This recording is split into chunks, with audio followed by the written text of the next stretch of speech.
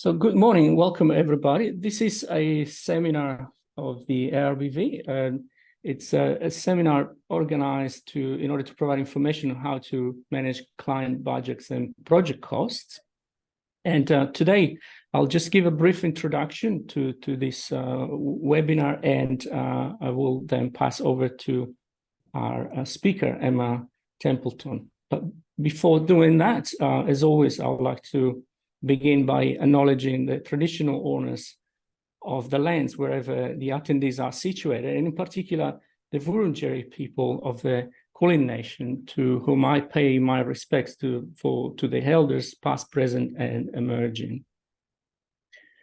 So the purpose of today is to provide some support to architects here in Victoria about the matters of cost management, which are very important because they often are at the source of disputes with clients. And so the purpose of today is simply to provide support and additional information to manage your projects in the most efficient way, and hopefully also provide information for clients who may be hiring architects and understand what architects can provide. So this is a webinar that will provide points available for professional development in line with the guidelines of the Architects Accreditation Council of Australia. It will be responding to national standards of competency units of project initiation and conceptual design, as well as matters of detailed design and construction documentation. So we hope that by the end of the seminar, you will be able to appreciate the importance and understanding of clients' brief and the repercussions of those matters on clients' budgets. Become more familiar with the tools that are available in order to control costs during the project, and also learn some about ways to avoid budget and cost discrepancies, and how these also have to be managed in the context of documenting project variations. So this overall will provide one formal CPD point, now after this brief introduction, I'm very glad to present here the speaker today, Emma Templeton. So over to you, Emma. Thank you, Giorgio. Welcome, everybody, to this webinar today. We've had a lot of interest in this topic at the ARBV, which is not really surprising. It's managing a client's budget is one of the heaviest pressures we carry as an architect. It's a difficult class that has a difficult task that has real consequences, and it's been the cause of many sleepless nights for clients and architects alike. To give you a little bit of background about me before we start, I'm currently the Victorian convener for the registration board here in Victoria, which means I assist the ARBV with the registration process, reviewing Part 1 logbooks and the SOAP, Statement of Practical Experience. We review the Part 2 examination papers and work with examiners to undertake the Part 3 exams. I also represent Victoria at a national meeting to review the national registration process, which is constantly being revised and improved. I also sometimes teach professional practice, most recently at the University of Melbourne. However, most of my time is dedicated to my architectural practice. It's called Templeton Architecture, where I'm the sole director. The practice is currently a team of 8 people, and we have a strong and passionate focus on residential architecture. And in many ways, this is actually the role that qualifies me for this presentation, as the majority of the complaints that are made to the ARBV relating to cost management is to do with residential projects of a similar scale and nature to those that we deal with in my practice every day. And I'm not going to tell you that managing clients' budgets is easy and there's no magic formula that I'm going to be able to share with you today. What I can do is share with you what I've learned over 18 years in practice of residential architecture. And perhaps through our mistakes and the resulting and ever-evolving best practice that we have adopted, I can help you and your clients avoid as many sleepless nights as I've endured, and enjoy the design journey with more certainty.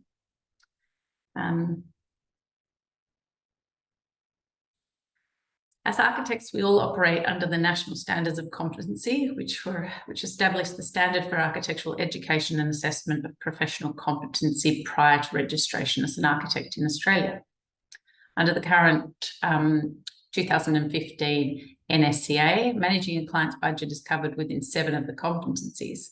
And under the new and improved 2021 NSCA, which is in the process of being implemented, managing a client's budget is the focus of 4 of the revised competencies. As a result, an architect's failure to manage project costs in a client's budget may lead to findings by the Architects Tribunal of unprofessional conduct or careless or incompetent practice.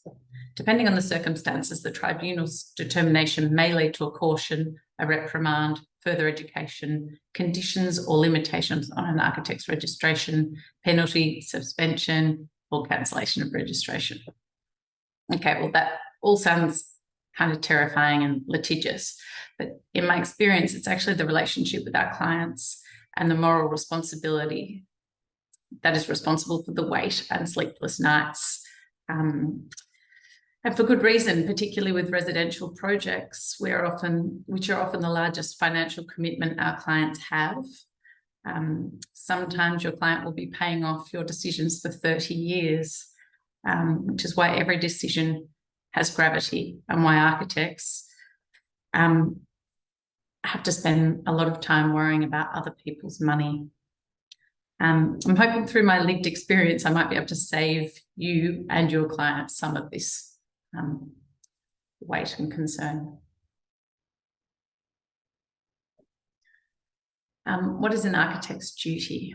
Well, according to the AACA, at the point of registration and onwards, architects should be able to identify, analyse and evaluate client project requirements and objectives using quantitative and qualitative methods, and where required by the terms of engagement, to assist cost estimators in determining project feasibility and viability. I think that's really important. We'll come back to that feasibility and viability point in a bit. Assess project budgets and timeframes against project requirements and objectives, relevant legislation, statutory planning requirements, building codes and standards. And then apply project budgets or work with a quantity surveyor to establish project budgets based on understanding of cost planning, value management, and factors influencing project costs relevant to the project type and scale. The minimum standard expected for estimating costs by an architect is that of a reasonable architect. Architects are not required to have the expertise of a quantity surveyor or a specialist architect in the area of costs. Many of you, if not all of you, will know how difficult these tasks can be under normal construction circumstances. For those of you who have been working and practicing over the past number of years, you'll understand the increased challenges during and post-pandemic, with substantial cost increases, never-ending supply chain issues, and now the added inflation factor. Just when you think it's impossible to remind yourself that you don't have to control, just when you think it's impossible, remind yourself that you don't have to control costs, you have to manage costs. And this allows for reasonable cost adjustments that requires good communication. The most important concept to begin with is that managing costs is not something you do once during a project. It is many little steps of communication throughout the process that provide the client with understanding and comfort as they make decisions throughout the journey. Like so many parts of our varying occupation, communication is paramount. And traditionally, architects have not been good at talking about money. It's something we all have to focus on doing better. Okay. One of the initial areas of confusion for a client is the difference between the cost of works and the total project cost. It's a lack of understanding that the client may not understand the cost of work, which is the construction cost, versus the total project cost. This should be raised at the earliest possible moment. When you meet with the client to discuss the budget, you should ensure they understand the difference between the total project cost, which is the amount the client is responsible for, and the cost of works, which is the cost of the construction for the project. The cost of works is the amount also that our fee is often established on. So I'll just read through the slide for you. But the cost of works or total construction is exclusive of GST and is defined by the final cost of all works designed, specified and scheduled by the architect, including all work designed, specified and or scheduled by a specialist consultant coordinated by the architect, including the final adjusted contract price, excluding GST, in accordance with any building contract, the equivalent final cost, excluding GST, of any of the work or items supplied to the building contractor by the client, as if provided by the building contractor under the building contract, plus the final cost, excluding GST, of any part of the project provided under the contract other than the building contract.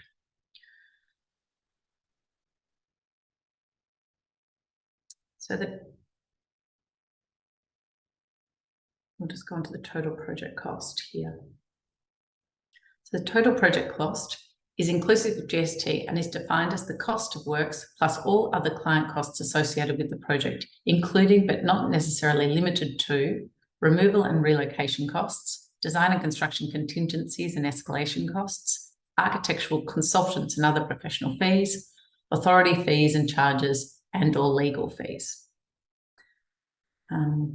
So the total project cost, including our fees, consultants, authorities, and other exclusions such as landscaping or soft furnishings, makes up a total project cost. In our studio, we make this clear from the initial information sheet that is sent to the client prior to a fee proposal being considered. This is then reiterated in the fee proposal once we get to this point. It provides clarity to both parties and avoids surprises. Do you know your client's budget? So while you'll read that it is, and it is the client's responsibility to set a budget for their project, it's important to remember that not all clients will have been involved in the construction project or will have worked with an architect before. This means they may not quite understand what is involved in the process or the importance of having a clear and realistic budget. Sometimes you might sense that the client is reluctant to share their budget honestly with you. This could be for a number of reasons, including the fact that our fees are often tied to this figure. Perhaps in the commercial world, establishing a budget is easier than in the residential sector. But in my experience, the client usually arrives with a dream and the budget, and sometimes without a budget, or without a realistic budget. And if there is a budget, never do the dream and the budget perfectly align. Despite wanting to achieve these goals, and particularly as young architects, we set out with our first project wanting to say yes, it's really important to remember that it's not the architect's job or role to squeeze the scope desired by the client into an unrealistic budget. It's actually our responsibility to inform the client of the discrepancy so that they can make informed decisions. But how do we do this?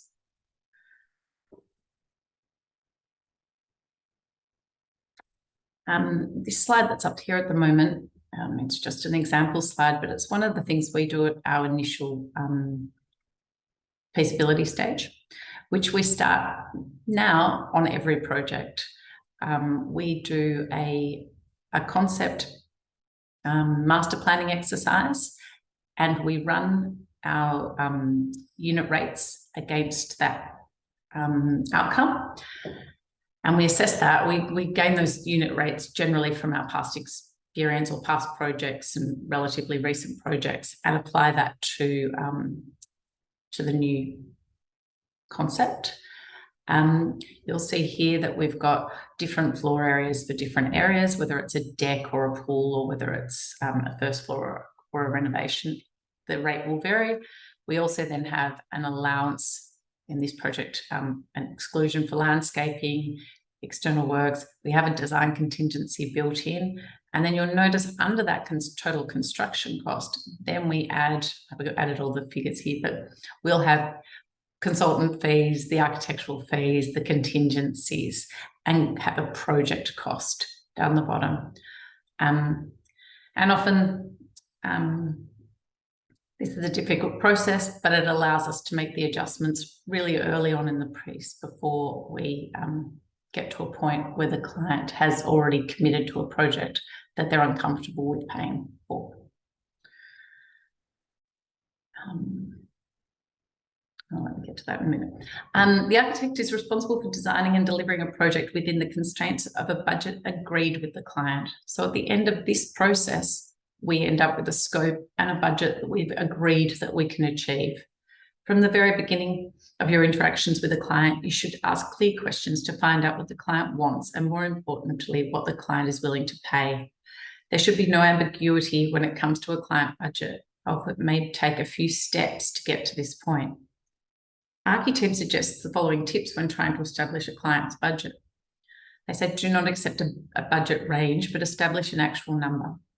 Be clear on whether the budget includes GST. And as part of the client architect agreement, provide clear written advice to your client about the link between the cost of works and the architectural fee calculations, if this is how you set up your fees.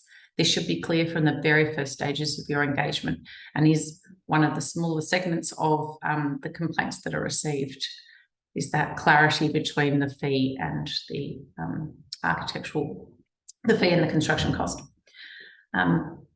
In our studio, we attempt to align the dream and the budget during this initial feasibility stage, and it's a lovely journey full of possibilities as the client creates a wish list for their project. It's also a wonderful way to face the cost realities of the project.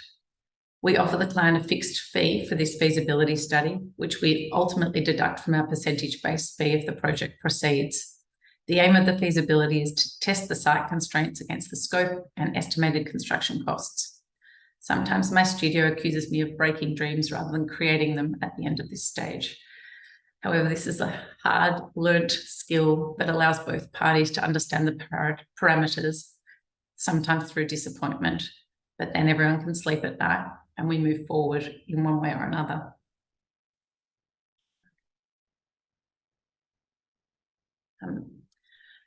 This is part of your professional development points. So true or false, an actual client budget is better than a budget range.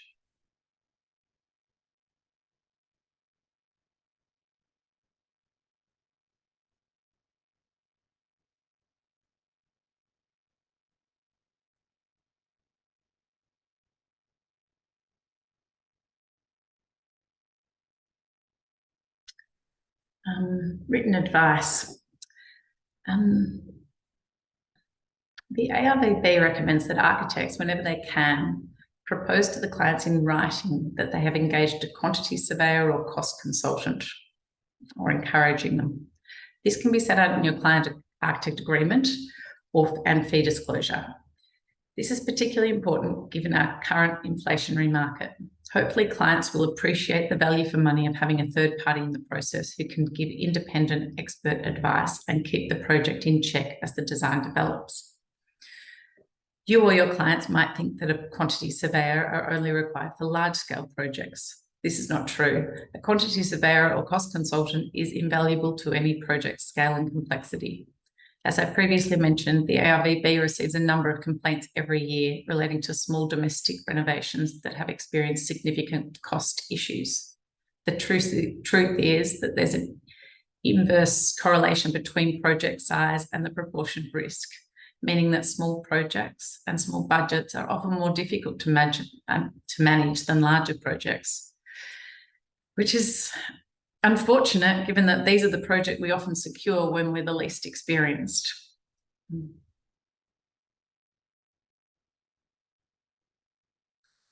Qualifying project costs. We've talked a little bit about this in the feasibility study, but there's many ways in which you can do this, but it's important to seek instruction from your client as to the level of accuracy they require and with the costing, and if any they are and what they're prepared to incur. There's two basic ways that costs can be done at a conceptual stage. One's the cost per unit, which is a square metre rate, like I have previously shown you on the feasibility study. This is the method of multiplying the area by a unit cost rate. This method is used to provide basic, mostly preliminary estimates. You can obtain cost rates from previous projects, ideally, valuable guides which are published by quantity surveyors and estimating organisations. We find with our projects that clients come for a specific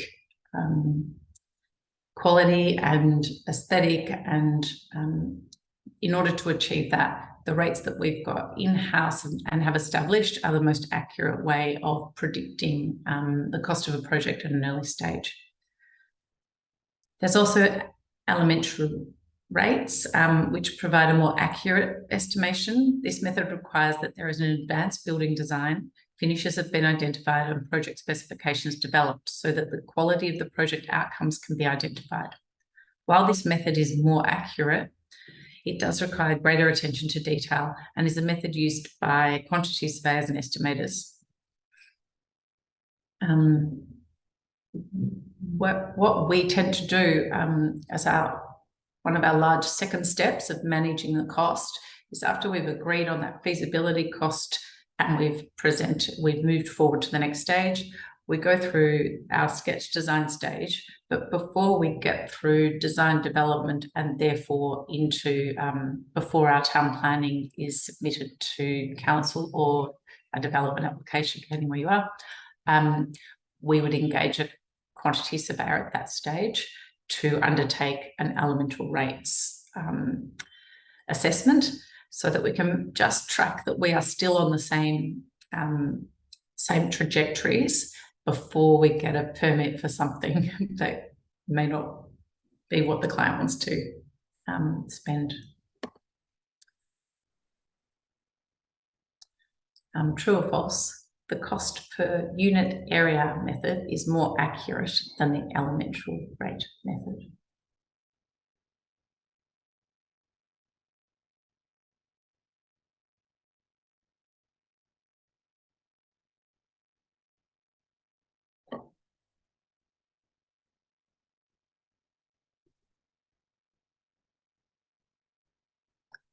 Depending on the size, the project size, the client budget, and or the level of accuracy required by your client in relation to the cost of works, it may be appropriate to seek early contractor involvement. Lots of projects, lots of different experience with this, but it can be helpful in managing clients' expectations, although it does come with other risks. As managing a builder, the builder is not independent in the same way as a quantity surveyor is. So keep that in mind, because the information is quite useful, but it may be that having an independent assessment might be even more relevant. Another question for you, true or false? A quantity surveyor should only be used for high-end complex projects.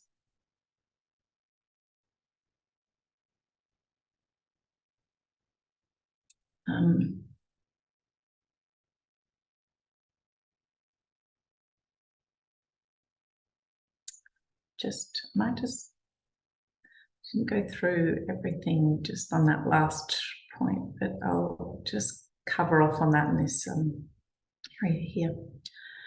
Many of you may have already encountered the queries regarding why your fee is linked to the construction cost. No incentive to keep the costs down, they'll say, and all sorts of other things. But let's talk about that in a moment. I'll talk to the slide for a moment. Discussions around budgets can be more complicated when tied to our fee structure. Typically, architects charge fees in one of the following ways: a lump sum based on a fixed scope of works, which is a fixed fee, a percentage based on the cost of works, which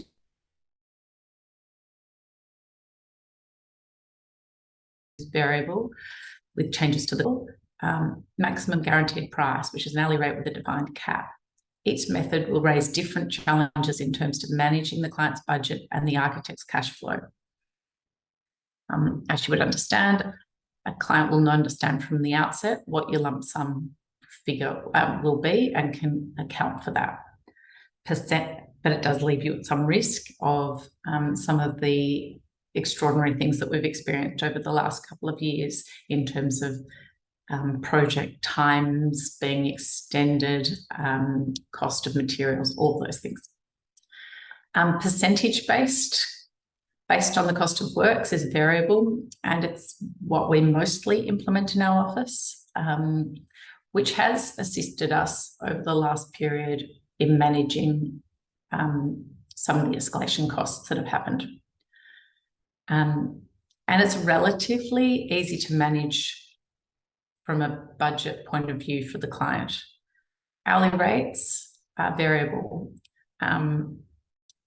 They are difficult for the client to manage, they're difficult for you to manage, and there's, as I see it, not a huge win on an hourly rate. We tend to use hourly rates only for additional work or at the end of a stage when something like a town planning VCAT case might come up. And then there's maximum price guaranteed, which clearly also defines a cap for the client, allowing them to manage the cost. So the questions come from this in terms of managing a client's cost. The hourly rate or the percentage-based models both have some variability in them. So when you have clients like I do, and you're encountering questions along the line of, there's no incentive for you to keep the costs down if you've got a percentage-based fee, we need to get really good at communicating why a percentage-based fee is relevant to our industry. And as you would all know, documenting a high-end material or seeking a higher level of finish takes more time. But even more importantly, the higher the cost, the greater risk we also carry. And this is often not a significant factor when the clients are looking at it. They don't understand the risk involved. Architects need to get better at articulating time per task and risks to our clients.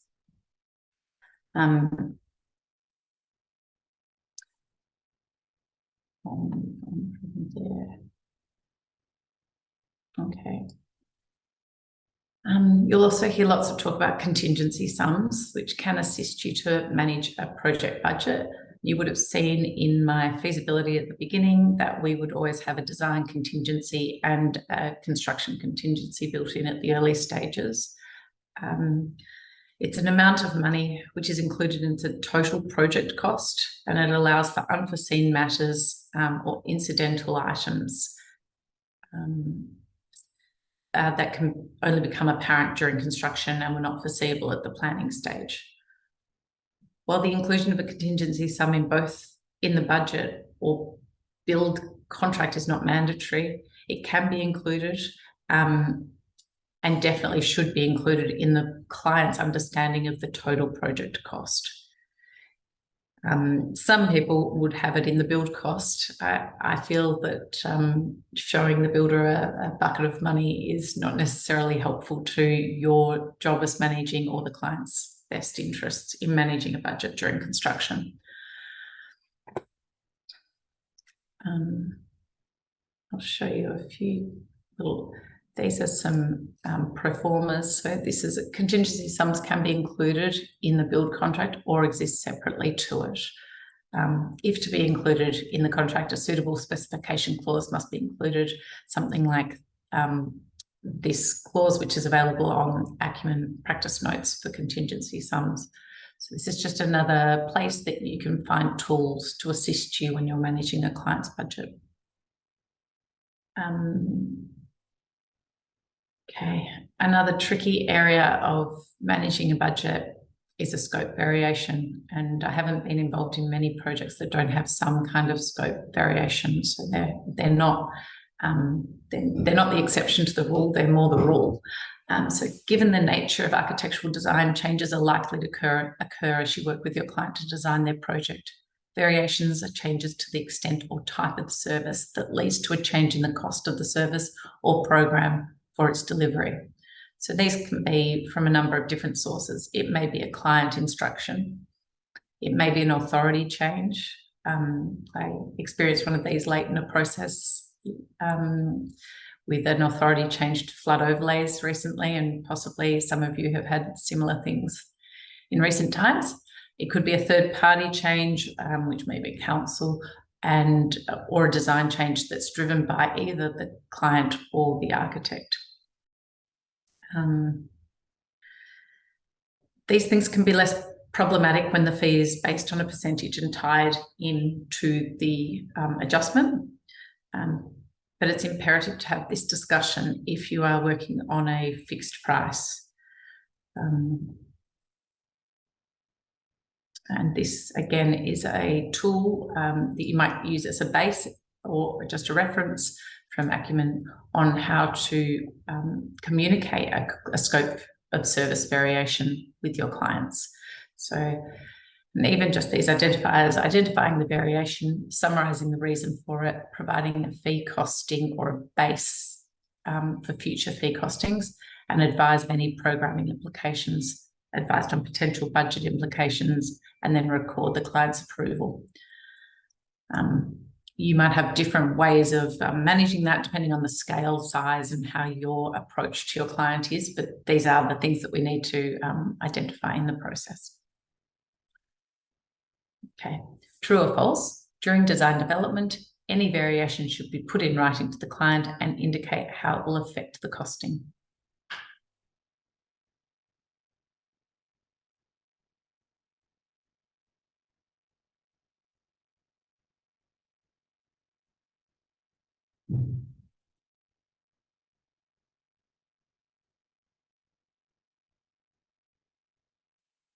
So just tying that out, the ARBV strongly encourages you to think about ways in which your practice could implement a process for documenting variations and providing clients with written correspondence on these matters.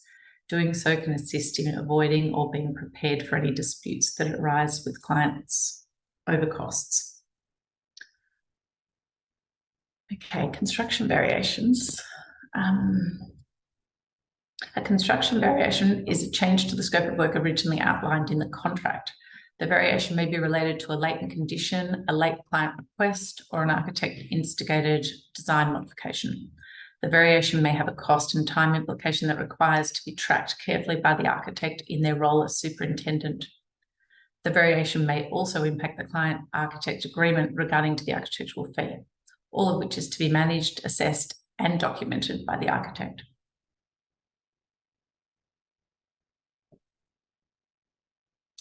Okay, and here we've got some sort of final tips, I guess, in managing client expectations.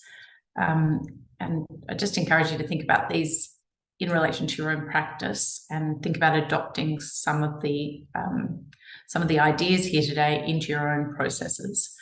So adopting a comprehensive client-architect agreement that contains the detailed scope of services and how parties will manage variations. Obtaining cost estimates at the end of each stage of service, which I would strongly suggest. We often are in such a rush that, and the clients have such time pressures on us that we forget to take this step, but it's actually an incredibly important step to take at the end of each stage before things get too way off the trajectory. Ensure you obtain the client's approval of the drawings and estimates before proceeding to the next stage. This should be done in writing. Don't avoid difficult discussions. Clear and honest verbal communication can often resolve most issues, and then that can be followed up with written correspondence. Provide clients with written correspondence that summarises any verbal conversations about costs.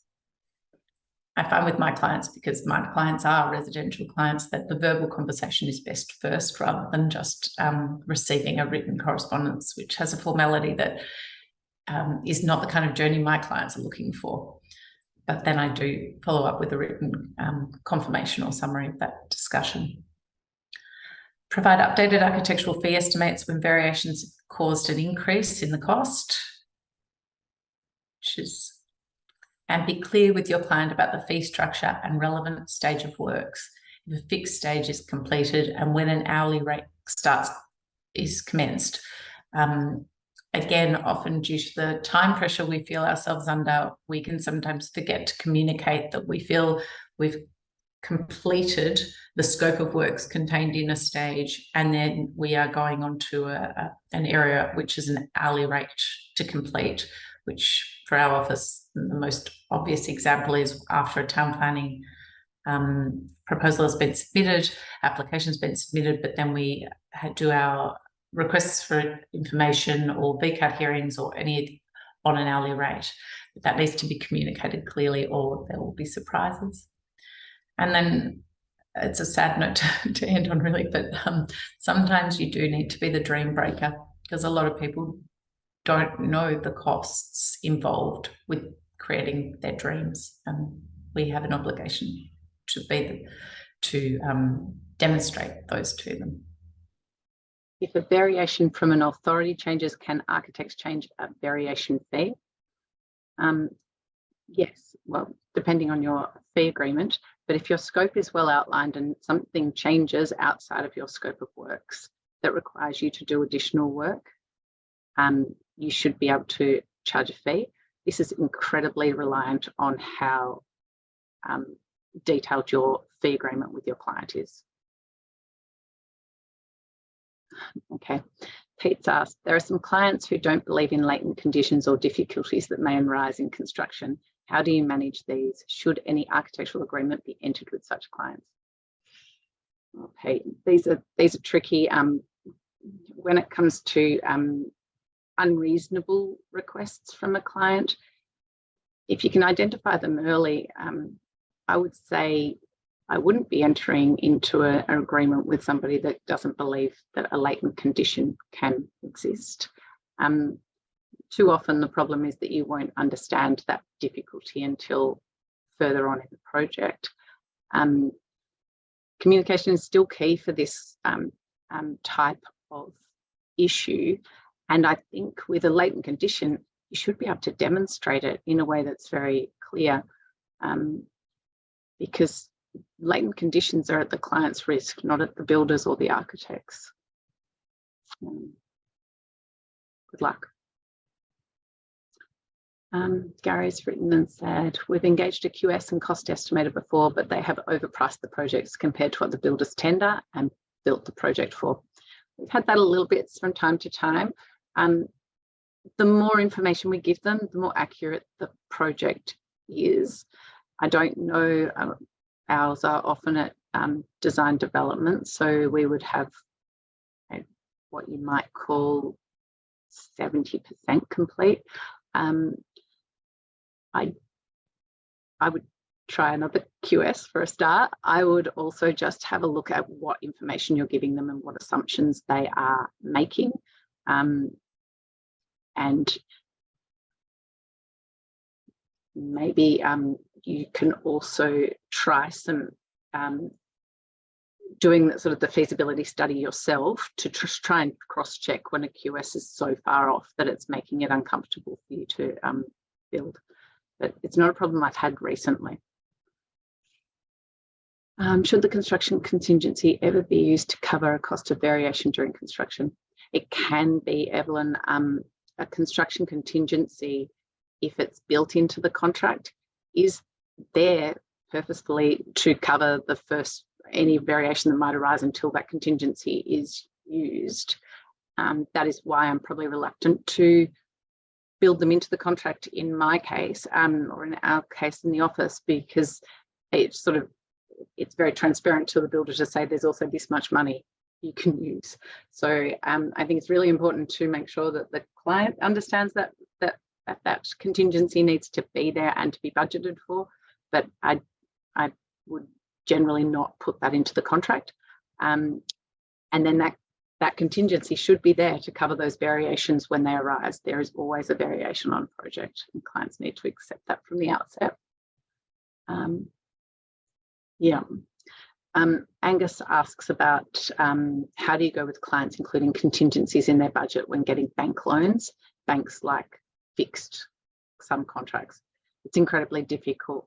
The banks are getting harder to manage, even with the ABIC contracts. They don't even, some of them consider ABIC to be a fixed contract due to the number of provisional sums you might be able to include or prime cost items. So it is incredibly difficult to do that. I would suggest that your clients probably are not loaning 100% of the money. So their contingency should be worked into their project cost that they can afford to or are willing to. I don't like to use the word afford, because really every project is only what the client's willing to invest in it. So I think that's something that the client needs to manage.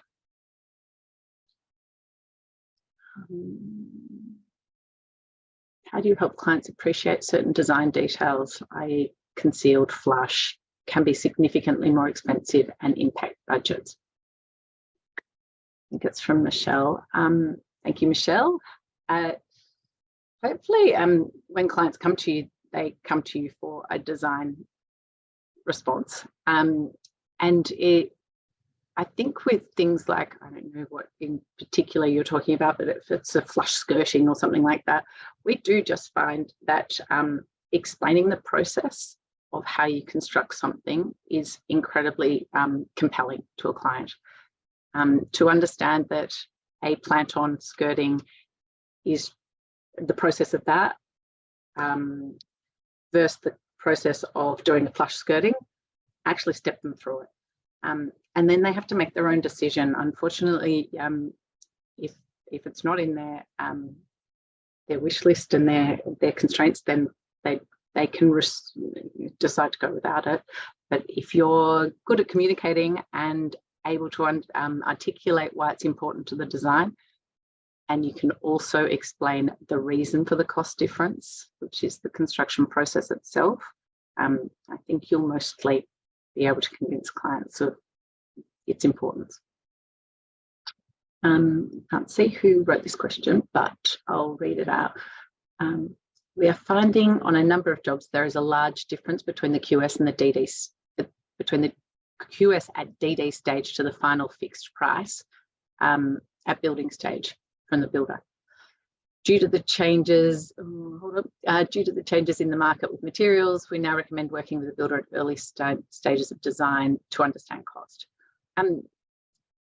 I think during the pandemic, we have done that a lot more than we did prior to the pandemic, for two reasons, really. A bit for that early contractor involvement, and they have been faster just through necessity. Contractors have been faster to adjust to the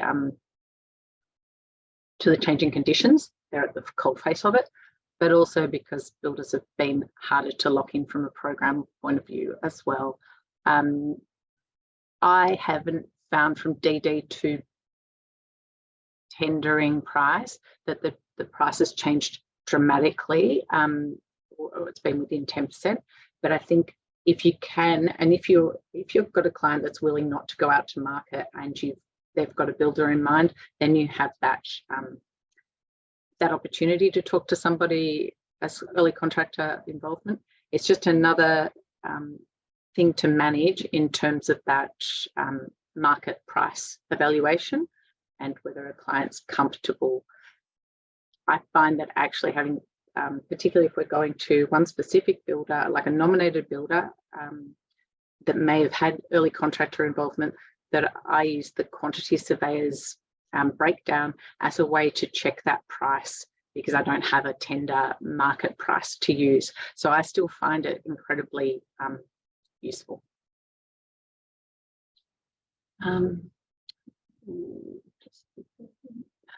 Sorry. We have in our fee agreements that agreement that stages may overlap. For example, develop construction details that may inform the design. To date, we found this useful for projects and cash flow. Yeah, this goes against the advice to get written approval to proceed to the next stage. I'd be interested in your opinion. Okay. We do have projects that do that also. Typically, it might be something like you discuss, where we're starting to document something for construction, but we're still finishing interiors or joinery concepts. I think as long as it's clearly articulated with the client, it won't matter. So in a percent, we would charge a percentage of design development and a percentage of the construction price. It's probably, the advice is really more targeted at some areas of hourly rates, or where you've got a limited number of presentations in your fee proposal, and when that expires and it rolls onto another form of fee structure, that's when I think it's really crucial to inform the client. Any tips for very small projects under 1 million with the rate of escalation increasing rapidly, making some seemingly unviable? That was from Erin. It is really, really difficult to work on projects in those smaller brackets right at this moment in time. And I think that the actually articulating that something's not viable is part of our job. So the problem that we're facing at the moment, and the challenge for the profession, is that some things that looked viable 2-3 years ago are not viable now with the same scope. And the only way you could have managed that is to update it regularly. But as you say, this is what I was talking about, the relationship between small projects and small budgets and the risk involved, because there's just less that you can take out, there's less that you can actually do to try and manage it. And the only way to do it is constant conversations with your client. And if you do know that it's unviable, you need to be very clear about that with your client. It will make your life much easier. Amy, how accurate do you find QS estimates to be on Resi Alts and ads projects? We've found they're way out, especially when they are works to an existing house, which are difficult to scope remotely. I'm not sure whether Amy's finding them high or low from her message. Typically, I think, again, it probably comes down to what stage you're getting the QS involved at. I find that at the design development stage that they're relatively accurate, within sort of 10%, as I said. Maybe you should just have a look carefully or speak to other QSs or that QS about what other information you could provide to them that would make it more accurate, because they should be helping you, not making your job more difficult. Oh, Shelley, okay, underestimating the cost, okay. Sometimes Shelley's got back to us, sorry, and said that it was under, whereas I think we had one before that said it was well over. You will all, with experience, be able to recognise some of this through your own historical knowledge and historical projects. Under is clearly more concerning and more terrifying for you as the architect. I would suspect that, I mean, one of the tricky things when you can't be on site, or when they don't go to site, is the access and how that affects costing. We would provide a fair bit of information about that in our concerns. If you know you've got to carry windows through the front door because there's no other way in, a QS needs to know that. So I think when you're providing drawings, the more information you can provide about the site detail as well. And some quantity surveyors will also be very happy to go to site. If you're concerned about a project, then you will need to check. In a QS, they give you a lot of options on what they will cost. So different ways they'll cost, to what level they'll cost, and whether they'll do site visits. If you think a project's going to be affected by that, it might be worth it.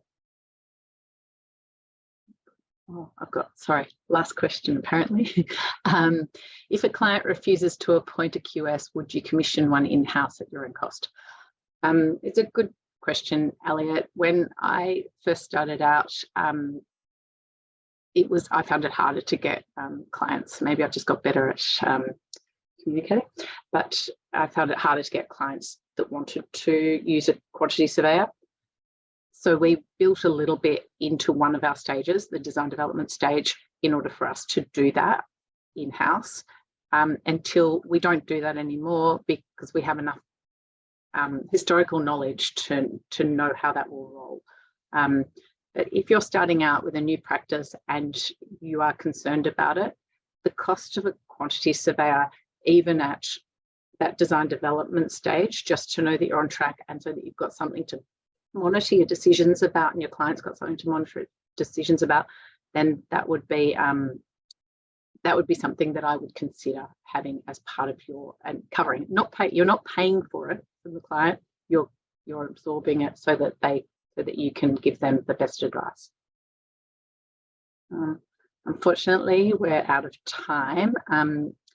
Thank you. What I can do after this is I can answer some of your questions and we can send them out to you, because I think we'll have a list of those. Thanks everyone for attending. I hope it's been helpful in some way. I understand all the challenges you're facing, and it's probably reflected in the number of people that enrolled in today.